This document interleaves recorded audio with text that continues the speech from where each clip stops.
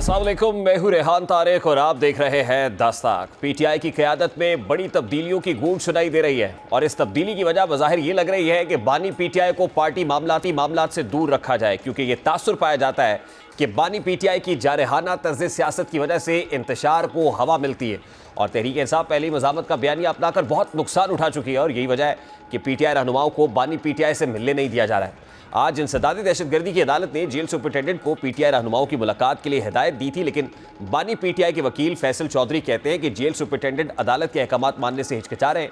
यानी कोशिश ये की जा रही है कि किसी तरीके से पीटीआई रहनुमाओं को बानी पीटीआई से मुलाकात के लिए रोका जाए ताकि वहां से पार्टी को हिदायत ना मिल सके। अब जब बानी पीटीआई से रहनुमाओं की मुलाकात ही नहीं हो रही तो ये कैसे मुमकिन है कि बानी पीटीआई की जानिब से हिदायत जारी कर दी जाए कि पार्टी के चेयरमैन असद कैसर और जनरल सेक्रेटरी अली मोहम्मद खान होंगे। जाहिर है जानते बूझते हुए ये खबर फैलाई गई, यानी कोई तो है जो ये नहीं चाहता कि बानी पीटीआई पार्टी के मामलात को संभाले और ये इल्ज़ाम बुशरा बीबी पे लग रहा है। और कल पीटीआई के इजलास में भी काफ़ी गर्मा गर्मी का माहौल। ज़राए के मुताबिक इजलास में बुशरा बीबी ने रहनुमाओं के साथ तल्ख जुमलों का इस्तेमाल किया, यानी पार्टी रहनुमाओं और बुशरा बीबी में एक तनाव का माहौल नजर आया। दूसरी जानिब बुशरा बीबी की तर्जुमान मिशाल यूसुफजई का कहना है कि जो भी हुआ उसका एहतसाब और जवाब तलबी बानी पीटीआई करेंगे। बुशरा बीबी ने सियासी कमेटी की मीटिंग की सदारत की और न ही इसमें शिरकत की। मिशाल यूसुफजई के बकौल बुशरा बीबी का कहना है कि बानी पीटीआई के हुक्म के मुताबिक उन्हें डी चौक पहुंचना था, लेकिन डी चौक में पार्टी की आदत नहीं थी। लेकिन बुशरा बीबी की बहन मरियम रियाज भट्टू मुतजाद बयान दे रही हैं। वो कहती है कि सियासी कमेटी में बुशरा बीबी आई लेकिन उन्हें मुदू नहीं किया गया था। बुशरा बीबी गुस्से में नहीं, मायूसी की कैफियत में थी और जब बुशरा बीबी ने सवाल किया कि आप लोग डी चौक पर क्यों नहीं पहुंचे, इस पर बैरिस्टर सैफ ने गलत बयानी से काम लिया कि बानी पीटीआई संजानी पर रजामंद हो गए। अब मुतजाद आरा का एक ना ख़त्म होने वाला सिलसिला जारी है। बहरहाल जब से बुशरा पार्टी के मामलात अपने हाथ में लिए हैं तब से पार्टी के वकला और सियासी रहनुमा बानी पीटीआई की अहलिया के खिलाफ एक पेज पर नजर आ रहे हैं और इसकी वजह उनकी जिद और अना बताई जाती है। अब जैसे ही उन्होंने पार्टी को संभाला इसके बाद ही क़यादत की तब्दीली की बाज़गश सुनाई दे रही है। रऊफ़ हसन भी पार्टी क़यादत में तब्दीली की कोशिशों की तस्दीक कर रहे हैं। रऊफ़ हसन कहते हैं कि पार्टी को आगे बढ़ाने के लिए नए क़यादत को लाने पर सोच विचार जारी है। सवाल यह है कि पीटीआई की क़यादत में तब्दीली को आवाम कबूल कर सकेंगे, क्योंकि पार्टी इस वक्त वन मैन शो है। बानी पीटीआई ही इस पार्टी का सहारा है, लेकिन वो जेल में, इसलिए पार्टी नाक़िस हिकमत अमली की वजह से मुश्किल का शिकार है। ये बात हकीकत है कि डी चौक पर जो कुछ हुआ उसके बाद ताकतवर हलकों में मजीद तशवीश बढ़ी और इसीलिए ये कोशिश की जा रही है कि किसी तरीके से बानी पीटीआई को पार्टी मामलात से दूर रखा जाए। यही वजह है कि बुशरा बीबी पर इल्ज़ाम लग रहा है और इसके लिए कोशिशें भी कर रही हैं। अब सिर्फ ये एक इल्ज़ाम नहीं है, बल्कि सेनेटर फैसल वाडा तो ये दावा भी कर रहे हैं कि बुशरा उनके हिमायतियों से बानी पीटीआई की जान को खतरा है। वो फैसल वाडा बहुत बड़ा दावा कर रहे हैं। उनकी बात को देखें तो इसका यही मतलब निकलता है कि बुशरा बीबी बानी पीटीआई को डबल क्रॉस करना चाहती हैं। अब तो 190 मिलियन पाउंड केस में अदम ताउन पर बुशरा बीबी के वारंट गिरफ्तारी भी जारी हो चुके हैं। नैब रावलपिंडी टीम पेशावर पहुंच चुकी है। मीडिया रिपोर्ट्स के मुताबिक खैबर पख्तूनख्वा हुकूमत के एक अहम ओहदेदार ने इस बात की तस्दीक की है कि नैब टीम बुशरा बीबी को गिरफ्तार करना चाहती है और इस हवाले से सूबाई हुकूमत से बाकायदा राब्ता भी किया गया है। अब ये खबर भी गर्म है कि पार्टी के बहुत से लीडर्स ये चाहते हैं कि बानी पीटीआई की अहलिया गिरफ्तार हो जाए ताकि पीटीआई उनके चुंगल से आज़ाद हो जाए। दूसरी जानिब जेल से आज़ाद होने की बातें तो बानी पीटीआई के हवाले से भी की जा रही है और इस हवाले से सीनियर सहाफ़ी नजम सेठी ये दावा कर रहे हैं कि बानी पीटीआई को 3 महीना कर दिया जाएगा, उन्हें हाउस अरेस्ट नहीं किया जाएगा। सियासत में तो कुछ भी हरफ आखिर नहीं होता। बज़ाहिर तो ऐसा लग रहा है कि बानी पीटीआई की मुश्किलात फौरी तौर पर कम नहीं होंगी, लेकिन अगले 3 महीनों में अगर ताकतवर हलकों और बानी पीटीआई के दरमियान बर्फ पिघलती है तो फिर मुमकिन है नजम सेठी साहब का ये तजिया दुरुस्त साबित हो। फिलहाल तो यही कोशिश नजर आ रही है कि बानी पीटीआई को पार्टी मामलात से दूर रखकर पार्टी को चलाया जाए और पार्टी के अंदर इस वक्त एक डिफरेंसेस की सिचुएशन दिखाई दे रही है। इस वक्त जो खलीज आ गई है उसमें एक दूसरे से गिले शिकवों का सिलसिला जारी है। इस वक्त पाकिस्तान तहरीक इंसाफ के मरकज़ी रहनुमा आमिर डोगर साहब ने भी ज्वाइन किया है। अस्सलाम वालेकुम डोगर साहब, बहुत बहुत शुक्रिया आपके वक्त के लिए। डोगर साहब, सबसे पहले तो ये मैं नहीं बल्कि पाकिस्तान तहरीक इंसाफ के वर्कर्स सपोर्टर्स ये सवाल कर रहे हैं कि जिस वक्त हम डी चौक में मार खा रहे थे तो उस वक्त पंजाब की क़यादत कहाँ थी? तो मेरा सादा सा सवाल आपसे है कि कहाँ थे आप उस वक्त? बिस्मिल्लाहिर्रहमानिर्रहीम। मैं 24 की सुबह पार्टी हदायत के मुताबिक एक बड़ा काफिला लेकर निकला था और खानेवाल के पास पुलिस की कोई 30-40 गाड़ियों ने मेरे काफिले को घेर लिया और मुझे, मेरे साथ मेरे 2-3 एमपीए और 4-5 टिकट होल्डर्स को गिरफ्तार किया और कमोबेश 127 लोग मेरे साथ गिरफ्तार हुए। लेकिन मेरा छोटा भाई अदनान डोगर एमपीए उस काफिले को जो आगे बढ़ता चला गया और जब खून की होली खेली जा रही थी 27 तारीख को डी चौक पे वो वहाँ मौजूद था अपने दीगर साथियों के साथ। और अमलन 23 तारीख से पंजाब में कर्फ्यू लगा दिया गया था और ये पॉसिबल ही नहीं था कि पंजाब से लोग इस तरह से पहुंचते। सर लेकिन स्ट्रैटेजी तो आपने बनानी थी, क्योंकि पार्टी की वाज़ेह हिदायत थी कि गिरफ्तार नहीं होना, और गिरफ्तार अगर होंगे तो फिर एक्शन लिया जाएगा।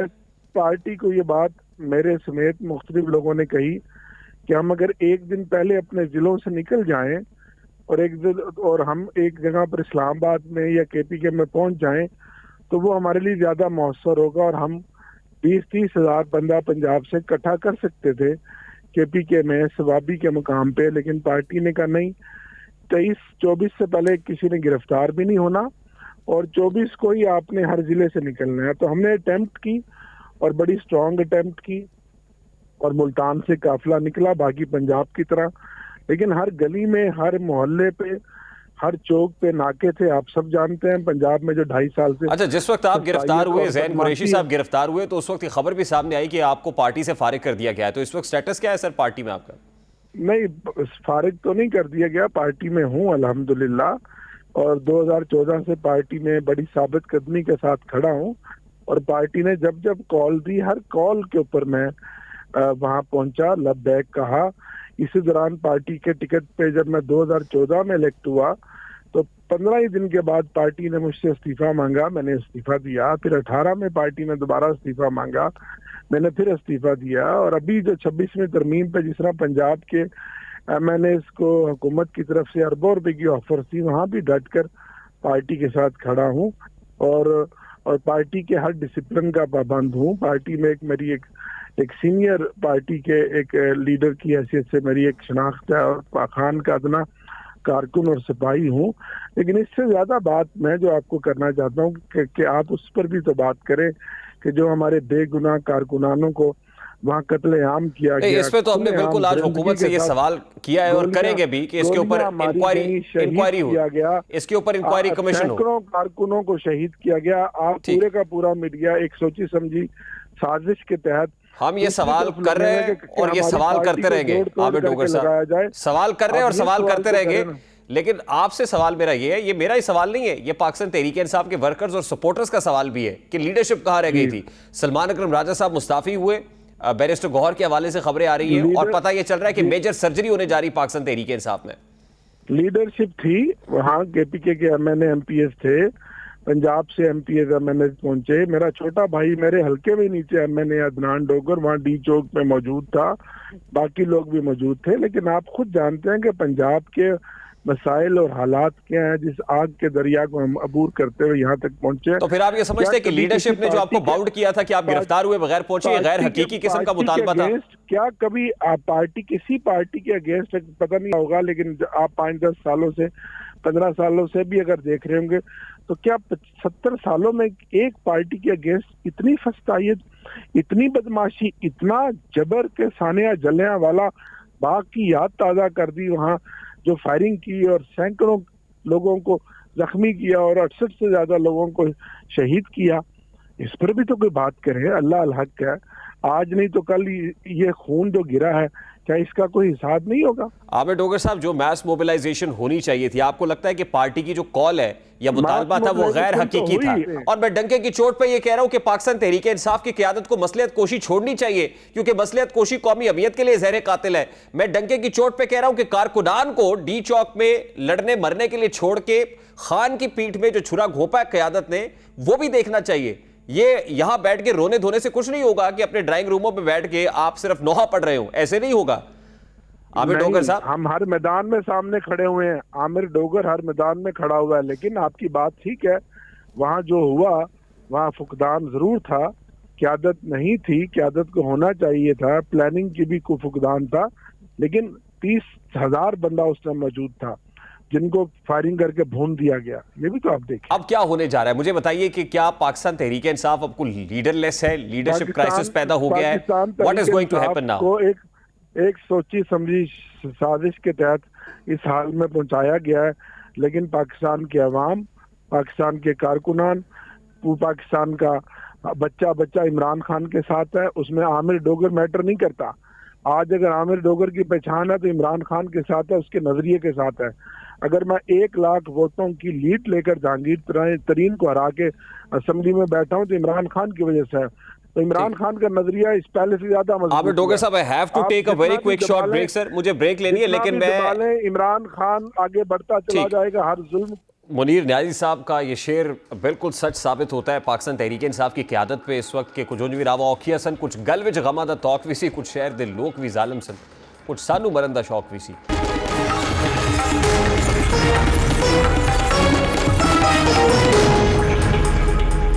तहरीक इंसाफ पर यह इल्ज़ाम लग रहा है कि वो इंतशारी सियासत को हवा दे रही है, इसलिए अब इस पर पाबंदी लगाने की भी बातें हो रही हैं। आज वज़ीर आज़म शहबाज शरीफ की ज़ेर सदारत अमन व अमान से मुताल्लिक इजलास हुआ, जिसमें army chief general Syed Asim Munir ने भी शिरकत की। वज़ीर आज़म शहबाज शरीफ ने इजलास से गुफ्तगू करते हुए जारहाना अंदाज में PTI और बानी PTI पर तनकीद करते हुए कहा कि तहरीक इंसाफ नहीं, ये तखरीब इंसाफ है, ये इंतशारी गिरोह है, ये ऐसे हाथ तोड़ दें। उन्होंने क्या गुफ्तगू की, ज़रा उसकी एक झलक सबसे पहले आपके सामने रखता है।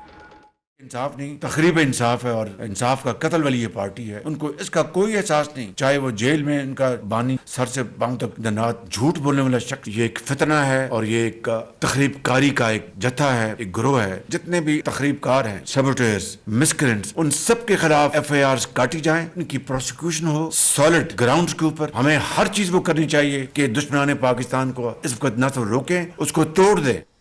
अब वज़ीर आज़म ने शरपसंदों पर मुकदमा दर्ज करके सजाएं दिलवाने का हुक्म दे दिया है। दूसरी जानिब PTI के फिर से मुमकिन एहतजाज के पेश नज़र डी चौक को सील कर दिया गया है। ज़ाहिर है तहरीक इंसाफ ये दावा कर रही है कि डी चौक में क्रैकडाउन के नतीजे में उसके कई कारकुन जान की बाजी हारे, और सबसे ज़्यादा KP की आवाम जिसमें शदीद गम गुस्सा पाया जाता है, वो किसी लीडर की क़यादत के बगैर फिर से एहतजाज करने को तैयार है। क्योंकि हमने देखा है कि जब भी तहरीक इंसाफ की जानिब से एहतजाज की कॉल दी जाती है, खैबर पख्तूनख्वा की आवाम, उनके लोग ही ज़्यादा सड़कों पर निकलते हैं। यही वजह है कि धरना ख़त्म कराने के बावजूद हुकूमत अलर्ट है। दूसरी जानिब तहरीक इंसाफ के अपने कारकुनान की हलाकतों की तादाद को लेकर मुख्तलिफ आरा तो पाई गई, लेकिन कम अज़ कम PTI ने गुज़श्ता रोज़ 10 जाबाह कारकुनान की फहरिस्त जारी कर दी और आज शेख वकास अकरम ने हलाकतों की फहरिस्त की तस्दीक की है। अब ज़ाहिर है शेख वकास अकरम पार्टी के मरकज़ी हालात हैं और इस एतबार से PTI का ये ऑफिशियल स्टेटमेंट है। अब दिलचस्प बात यह है कि हुकूमत जो पहले हलाकतों की तरदीद कर रही थी, वो भी इस बात की तस्दीक कर रहे हैं। राना सनाउल्लाह कहते हैं कि इत्तलात आई है कि लोगों की डेड बॉडीज़ उनके लवाहिकीन को पहुंची है, जनाजे भी हुए।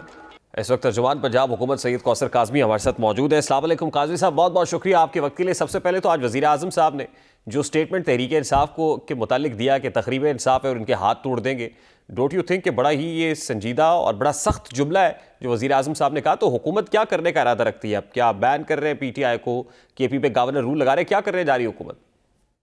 आपने देखा, अगर ये सोचा भी जा रहा है तो क्यों ना सोचा जाए। एहतजाज के नाम पे कितनी दफा वफाक पे चढ़ाई की गई, पंजाब पे चढ़ाई की गई, और आप वो फुटेजेस देखें जो जिसको एहतजाज का नाम दिया जा रहा है और इंटरनेशनल मीडिया का सहारा लेकर पाकिस्तान को बदनाम किया जा रहा है। उस एहतजाजी मुजाहरे के अंदर लोगों के हाथों में मशीन गन्स उठाई हुई थी और उसके बाद गुमराह किया जा रहा है बैनुल अक़वामी दुनिया को। ट्विटर स्पेस में चले जाएं, इनके जो नामी ग्रामी लोग हैं उनके अल्फाज सुने। आहिस्ता आहिस्ता इनका जो एजेंडा है वो बिल्कुल सामने आ रहा है कि ये आखिर चाहते क्या हैं। ये चाहते हैं कि अब KP को, अब बातें तो इनकी ऐसी ही हैं भाई, PMLN के जो नामी ग्रामी लोग KP में आबाद हैं उनका दाखिला बंद कर दिया जाए, उनको उठा लिया जाए, उनको अगवा कर लिया जाए। इस तरह की गुफ्तगू हो रही है। So what government is going to do now, sir? देखिए, गवर्नमेंट यकीनी तौर पर जब एक सूबे के अंदर अमन और अमान का मसला बना हुआ है, सैकड़ों की तादाद में पारा चनार के अंदर लोग मर रहे हैं, रोजाना की बुनियाद पे वहां पे जो लॉ एनफोर्समेंट एजेंसीज हैं उनके लोगों पे, अफवाज पाकिस्तान के लोगों पे हमले हो रहे हैं। ऐसी सूरत हाल के अंदर जब सूबे के अवाम की जो फलाह बहबूद है उसकी तरफ KP के वज़ीर आला की तवज्जो नहीं है। कल सोचा जरूर गया है, गवर्नर राज के हवाले से बात भी की गई है, लेकिन जो हमारे अलाइज, जो हमारे इत्तेहादी हैं, उनसे मुशावरत होगी, उसके बाद कोई अगला जो लाए अमल है वो हुकूमत का आपके सामने। अच्छा, ये कैजुअलिटीज के हवाले से डिफरेंट कंफ्यूजन थी, कैजुअलिटीज के हवाले से बहुत कंफ्यूजन थी विद इन PTI भी। कोई कह रहा था कि 11 लोग हैं, कोई 20 कह रहा था, कोई 30, कोई 278 का फिगर दे रहा था। लेकिन कल राना सनाउल्लाह साहब ने इस बात से एग्री किया कि मैयतें पहुंची है लोगों के घरों में और तदफीन भी हुई है। शायद खान अब्बासी साहब ने भी ऐसी बात की, और आज खुद शेख वकास अकरम साहब जो मरकजी सेक्रेटरी इत्तलात हैं, उन्होंने एक नंबर दे दिया कि 12 लोग हैं और ये 12 लोगों के जो अब इलाके हैं, उनकी शनाख्त है, नाम है, वो सब भी मीडिया के सामने रख दिए हैं। इसके बाद भी आप डिनाई करेंगे कि कोई लाश नहीं गिरी? देखिए, नेशनल और इंटरनेशनल मीडिया वहां पे मौजूद था कैपिटल में। वहां पे जब ऑपरेशन शुरू किया गया, अब तो एक मुज़ाहिका खेज किस्म की खबरें भी आ रही है ना। अभी आप देखें कि बीबीसी पे एक रिपोर्ट चल रही है, उसके अंदर बंदे सामने नहीं आ रहे, वॉइस नोट्स उनके चल रहे हैं कि 5 बजे वहां पे गोलियां चलना शुरू हो गई और 5 बजे 2 गोलियां मुझे लग गई, मैं गिर गया। फिर कोई कह रहे जी गाड़ी के अंदर से बंदा निकला, पांव हाथ नीचे रख के वो बैठा हुआ था। यानी 5 बजे आपने कौन सा ऑपरेशन वहां पे देखा? और जितने भी वहां पे अफराद थे, रेंजर्स के, एफसी के, पुलिस के, उनके हाथों में आपको बिल्कुल वो आतिशी असला नजर आया। हाँ, आंसू गैस के शेल बिल्कुल चलाए गए थे वहां पे, लाठी उनके पास थी, शील्ड उनके पास थी, सेल्फ प्रोटेक्शन। यानी कि इसके अलावा वहां पे दुनिया की कोई चीज किसी को नजर नहीं आई। ऑपरेशन जब शुरू हुआ, वहां से लोग मुंतशिर हुए, उससे थोड़ी देर बाद डी चौक में आपको मिनिस्टर इंफॉर्मेशन नजर आते हैं मीडिया टॉक करते हुए, इंटीरियर मिनिस्टर उनके साथ नजर आते हैं, नेशनल इंटरनेशनल मीडिया के लोग वहां पे नजर आते हैं। किसी को खून का एक डब्बा वहां पे नजर नहीं आता। और उसके बाद अचानक सैकड़ों लाशें गिरा दी जाती हैं। आपने खुद अपने उसमें अभी सवाल में कहा कि मुख्तलिफ फिगर्स आ रही थी, 20 से काम स्टार्ट हुआ है और लतीफ खोसा साहब 450 पे ले गए कि 250 पे ले गए, इस तरह की तो इतलात आती है। मुझे हैरत होती है कि यकतरफा मौकफ, खासकर इंटरनेशनल मीडिया अपने स्टैंडर्ड का ख्याल करे ना। जब आप यकतरफा मौकफ देंगे, हॉस्पिटल्स के अंदर जाएंगे और उनका अच्छा कौसर काजमी साहब, आप फौरी तौर पे हुकूमत को एक काम करना चाहिए सर। देखिए अब तो वो नंबर स्क्वीज होके 12 पे आ गया है और जाहिर है जो मरकजी इंफॉर्मेशन सेल है उसकी तरफ से नंबर कोट किया गया और इलाके भी बता दिए, तो फौरी तौर पे मेरा ख्याल है कि इस पेशतर इससे कि पाकिस्तान तहरीक इंसाफ अदालत का दरवाजा खटखटाए या हुकूमत से मुतालबा करे कोई जुडिशल इंक्वायरी कमीशन बनाया जाए। तो ये जुडिशल इंक्वायरी तो मेरा ख्याल है इसके लिए हुकूमत को इनिशिएट कर लेना चाहिए ताकि दूध का दूध और पानी का पानी हो जाए। हुकूमत सच कह रही है, ये तहरीक इंसाफ सच कह रही है और वही इंटरनेशनल मीडिया के सामने भी रख दें आप। जब वहां से उनके लीडरान फरार हुए, जो लोग उनसे हलफ रह रहे थे कि हम आखिरी सांस तक यहाँ पे रुके हुए हैं और कोई बंदा भी अगर ना हुआ तो हम रुके हुए हैं, जब वो वहां से भागे तो किस तरीके से भगदड़ मची। आपने देखा होगा कि उस जो मैं तो ये कहता हूं कि तरबियत याफ्ता लोग उसमें शामिल थे। आपने नहीं देखा कि उसी एहतजाजी मुजाहरे के अंदर लोगों के हाथों में मशीन गन्स उठाई हुई थी, आंसू गैस जो मैं सर यही तो कह रहा हूं ना, मैं यही तो कह रहा हूं काजमी साहब कि आप इंक्वायरी करा लेना सर। मैं आपका जवाब दे रहा हूं भाई, मैं आपका जवाब दे रहा हूं, आप सुने तो सही, मुझे मौका दें। अब ये हुआ कि वहां पे जब असलहा उनके हाथों में था, आप अगर वहां पे गोलियां लगी हैं लोगों को, क्या ऐन मुमकिन नहीं है कि उनके अपने जो लोग थे उन्हीं के हाथों, बिल्कुल हर असलहा तो नजर आया फुटेजेस के अंदर, फिर भगदड़ के अंदर भी लोग जख्मी हो सकते हैं, हम इस बात से तो इनकार नहीं कर रहे। भगदड़ ऐसी थी, वहां से राय फरार इस तरह इख्तियार किया गया कि लोग कहते भी, आप सुन भी सकते हैं कई फुटेजेस के अंदर लोग कह रहे हैं भाई रुक जाओ ये हवाई फायरिंग हो रही है। अब हवाई फायरिंग किस जानब हो रही है, हू नोज यार। तो अब बिल्कुल इंक्वायरी का जो मुतालबा है एक जायज मुतालबा है, बिल्कुल उस पर अमल दरामद भी होना चाहिए। लेकिन जब वहां पे हर चीज क्लियर थी, जब मीडिया के लोग थे और इनके यूट्यूबर्स जो ये कह रहे थे कल उस रात को, जिस रात ये सारा सिलसिला चल रहा था कि फलाह किला फतह हो गया, 26 नंबर किला फतह हो गया, अटक किला फतह हो गया, डी चौक किला फतह हो गया, वो भी वहां पे मौजूद थे और मसलसल ट्वीट्स करते रहे, अपनी वीडियो शेयर करते रहे। उनके फोन में भी कोई ऐसी एक वीडियो नहीं थी जहां पे वो कोई एक लाश दिखा सकते। फिर ये कहा जा रहा है कि लोगों ने खुद अपना इंदराज नहीं कराया, पोली क्लिनिक ने, पिम्स ने अपना मौकफ दे दिया। अब चाहते क्या है ये भाई, जिन अस्पतालों का नाम लिया जा रहा है वहां से भी वजाहत। अच्छा देखिए कौसर काज़मी साहब, होता ये है ना अमूमन कोविड का मामला हो या कोई अर्थक्वेक या कोई और इस तरह की कैलेमिटी आ जाए तो हॉस्पिटल्स की तरफ से कोई या इंफॉर्मेशन जो है वो मिनिस्टर हेल्थ आके कोई प्रेस ब्रीफिंग दे देते हैं कि भाई ये हुआ, इतने लोग हमारे पास आए, इतने लोगों का ट्रीटमेंट हुआ और इतनों को डिस्चार्ज कर दिया गया ट्रीटमेंट के बाद।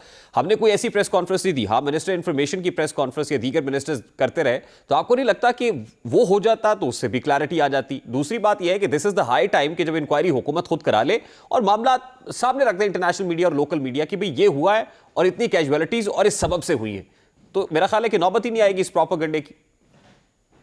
मैं आपको बड़ा क्लियरली ये कह दूं कि दो अहम बुज़रा ने मीडिया टॉक कर दिया, उसके अलावा आप हेल्थ मिनिस्टर को सामने ले आए या जिसको कहें, ठीक है आप ठीक कह रहे हैं, लेकिन जब दो अहम बुज़रा ने आके बता दी सारी सिचुएशन, मीडिया के सवालात का जवाब भी दिया, फिर इंटरनेशनल मीडिया से भी बात की, तो उसके बाद इंक्वायरी का एक मुतालबा तो हो सकता है। लेकिन रियासती इदारों पर इल्जामात और बेबुनियाद किस्म की स्टोरीज बना के जो पता नहीं किसको ये खुश करना चाहते हैं, फिर तो हम बारहा कहते हैं ना, बैरूनी आकाओं के इशारों पर काम करने वाली तहरीक इंतशार ये चाहती है कि पाकिस्तान की फोर्सेस को बदनाम किया जाए और पाकिस्तान को बदनाम किया जाए। उसी डगर पे ये चल रहे हैं AI की मदद से तस्वीर बनाई जा रही है, कंटेनर से लोगों को नीचे फेंका जा रहा है, ये तमाम आर्टिफिशियल इंटेलिजेंस से बनाई गई तस्वीर है। आपने वो तस्वीर नहीं देखी कि डी चौक को खून में लथपथ दिखाया गया है? तो इस मामले में तो ये जमात माहिर है, इन्वेस्टिगेशन का मुतालबा हो जाए, हुकूमत से बिल्कुल करें, जो एक लीगल एक प्रोसेस है उसको फॉलो किया जाए। हुकूमत बहुत बड़ी होती है, वजीर आजम जो है वो हुकूमत का बड़ा है, मुल्क का बड़ा है, तो मेरा ख्याल है कि फौरी तौर पर अगर ये हो जाए, पेशतर इससे कि वजीर आजम इस तरह का स्टेटमेंट दे कि हाथ तोड़ देने चाहिए और बहुत सख्ती से निपटा जाए, तो इससे पहले इंक्वायरी हो जाए, मामला दूध का दूध हो जाए, दूध का दूध और पानी का पानी, फिर जो मर्जी करें, फिर हाथ भी तोड़े, फिर बैन भी करें, फिर आप बेशक गवर्नर राज भी लगाएं। देखिए, वजीर आजम पाकिस्तान आज तक उन्होंने इतना एग्रेशन शो नहीं किया किसी भी मामले में।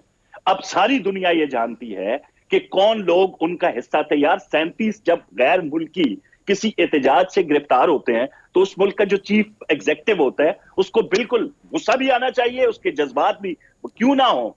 भाई पाकिस्तान को एक राइट ट्रैक पे हम डाल रहे हैं, इकोनॉमी की सिचुएशन बेहतर हो रही है, स्टॉक एक्सचेंज के आप हालात देखें, पहले कहां थे अब कहां जा रहे हैं। ये तो वो जमात है जो ये चाहती थी कि भाई किसी तरीके से पाकिस्तान श्रीलंका वाला मामला हो जाए, डिफॉल्ट कर जाए, और ऐसे जब नहीं हुआ, पंजाब में आप देखें, आप लाहौर में बैठे हैं, आप निकले, जो वज़ीर आला पंजाब है वो किस जगह पे चल रही हैं, सूबे को किस कदर एक तरक्की की राह पे डाल रही हैं, अवाम की फलाह के हवाले से रोज नए नए मंसूबे सामने आ रहे हैं और उन पे अमल दरामद हो रहा है। और उसका जो मामला दूसरा सूबा जहां पे लॉ एंड ऑर्डर की जो सिचुएशन है वो भी आपके सामने है, वो रोज एक जत्था लेके जब वफाक पे चढ़ाई करेगा, और खसूसन उस वक्त जब कोई फॉरेन डेलीगेशन आया होगा, जब SCO हो रही होगी, जब कोई चाइनीज प्रीमियर आ रहा होगा, तो ऐसे हालात के अंदर बार बार अगर चढ़ाई की जाएगी तो इस तरह के बयानात तो हर मुहब्बे वतन पाकिस्तानी की जुबान से आप सुनेंगे, ना सिर्फ वजीर आजम बल्कि हर शख्स ये कहेगा। तो आपको लगता है कि इस तरह के स्टेटमेंट से कुछ सियासी इस्तेहकाम आएगा या मामला अदम इस्तेहकाम की तरफ बढ़ेंगे? वो डायलॉग नहीं होगा बल्कि डेडलॉक ही होगा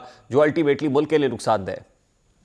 देखिए, जिस मुल्क का जिस जमात का एजेंडा ये है ना जी कि पाकिस्तान को हमने पनपने नहीं देना, वो पाकिस्तान की बेहतरी के लिए आपके साथ कभी नहीं बैठेगी। जब फलस्तीन के हवाले से एक कॉन्फ्रेंस होती है उस वक्त भी इनको बुलाया जाता है और वो इनकार करते हैं। इनका एजेंडा ये है ही नहीं है।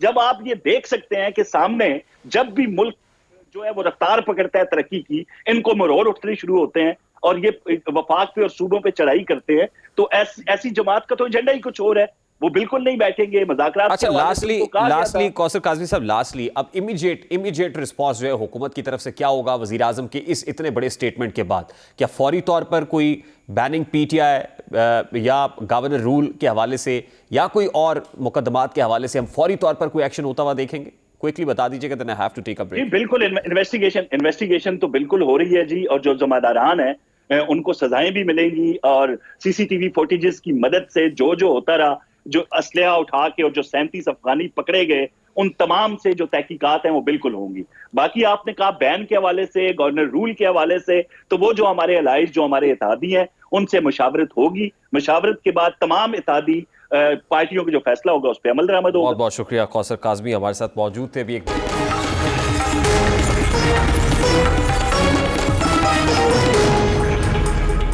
अक़वाम मुत्तहिदा की करारदाद की मुनासबत से आज फ़लस्तीनी अवाम से आलमी यकजहती का दिन मनाया जा रहा है। अक़वाम मुत्तहिदा ने आलमी पायदार अमन के लिए फ़लस्तीन का दो रियासती हल नागुज़ीर करार दिया है, लेकिन इसके बावजूद फ़लस्तीन में इसराइली बर्बरियत का सिलसिला जारी है। इसराइली दहशतगर्दी से अब तक 42,000 से ज़ायद फ़लस्तीनी शहीद हो चुके हैं। पाकिस्तान ने हमेशा एक आज़ाद फ़लस्तीनी रियासत की हिमायत की है। वज़ीर आज़म शहबाज शरीफ ने कई मरतबा बैनुल अक़वामी सतह पर आवाज़ उठाई और इसके साथ फौरी और गैर मशरूत जंगबंदी का मुतालबा भी किया है। और आज भी वज़ीर आज़म शहबाज शरीफ ने मसला फ़लस्तीन के मुनसिफ़ाना हल और फ़लस्तीनी अवाम के हक़ खुदरादियत के हुसूल के लिए पाकिस्तानी अवाम और हुकूमत की हिमायत का इरादा किया है। वज़ीर आज़म शहबाज शरीफ 7 अक्टूबर 2023 के बाद से गज़ा और मग़रबी किनारे में जारी इसराइली जारहियत के ज़मन में यह साल फ़लस्तीन की तारीख़ का इंतहाई तारीख साल रहा है और तारीख़ के घिनौने तरीन मज़ालिम ढाए जाते रहे। इसराइल अब तक 43,000 मासूम फ़लस्तीनी मर्दों, ख़वातीन और बच्चों का कत्लेआम कर चुका है। फिर इसी तरह army chief general Asim Munir ने भी कई मौक़े पर फ़लस्तीनियों के लिए आवाज़ उठाई है। उनका कहना है कि फ़लस्तीनी अवाम को पाकिस्तानी कौम की मुकम्मल सफ़ारती, अखलाकी और सियासी हिमायत हासिल है। हम मसला फ़लस्तीन के पायदार हल, मुक़द्दस मकामात पर कब्ज़े के ख़ात्मे के लिए अपने भाइयों की हिमायत जारी रखेंगे और अब पाकिस्तान की सिविल और मिलिट्री क़यादत फ़लस्तीन की हिमायत में ये आ रहे हैं। अब इंसानी हुकूक़ का नाम नहाद चैम्पियन अमरीका इसराइल मजालिम की हिमायत करता नजर आता है। लेकिन अब डोनाल्ड ट्रंप के सदर मुंतखब होने के बाद ये उम्मीद जाहिर की जा रही है कि वो फ़लस्तीन और इसराइल के दरमियान होने वाली जंग को बंद करने में अपना किरदार अदा करेगा, क्योंकि अपनी इलेक्शन कैंपेन डोनाल्ड ट्रंप ने वादे से लड़ी है कि जंगों को ख़त्म करना है, जंगी महाज ओपन नहीं करना है। तो उम्मीद करते हैं कि इससे जो फ़लस्तीनी है, निहत्ते फ़लस्तीनी है, उनके लिए भी जो सूरज तुलू होगा वो एक नई किरणें और उम्मीद की किरणों के साथ तुलू होगा। एक ब्रेक लेते हैं, ब्रेक के बाद वापस आएंगे। अच्छी खबर है पाकिस्तान इंटरनेशनल एयरलाइंस के लिए, और वो बैन जो PIA पर लगा था इन पर्टिकुलर, वो बैन अब लिफ्ट हो गया है।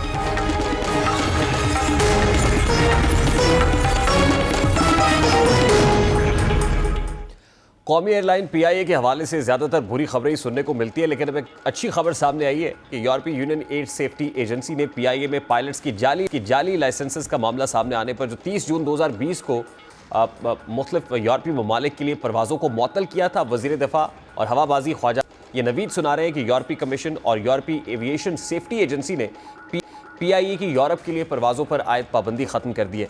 ख्वाजा आसिफ का कहना है कि ये एक तारीख़ी दिन है, ये कामयाबी वजारत हवाबाजी की मुकम्मल तवज्जो से मुमकिन हुई है। ये कामयाबी बैनुल अक़वामी शहरी हवाबाजी तंजीम के मयारात के मुताबिक हिफाजती निगरानी यकीनी बनाने से मुमकिन हुई है। अब यकीनी तौर पर यह हुकूमत कामयाबी है। अब ये उम्मीद की जा सकती है कि बरतानिया और दीगर ममालिक से भी पाबंदी हट जाएगी और PIA के हालात बदलेंगे।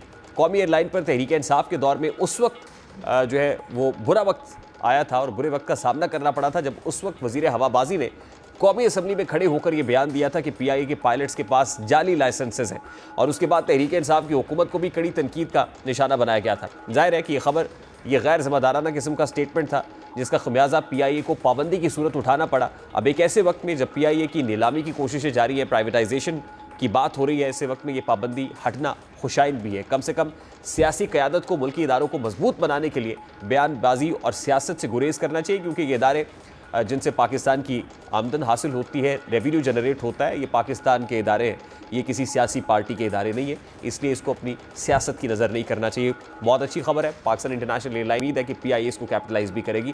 प्रोग्राम का वक्त अपने इख्तिताम को पहुँचे, आपसे मुलाकात होगी इंशाल्लाह अगले हफ्ते। अपना रखिए ख्याल, अल्लाह हाफ़िज़।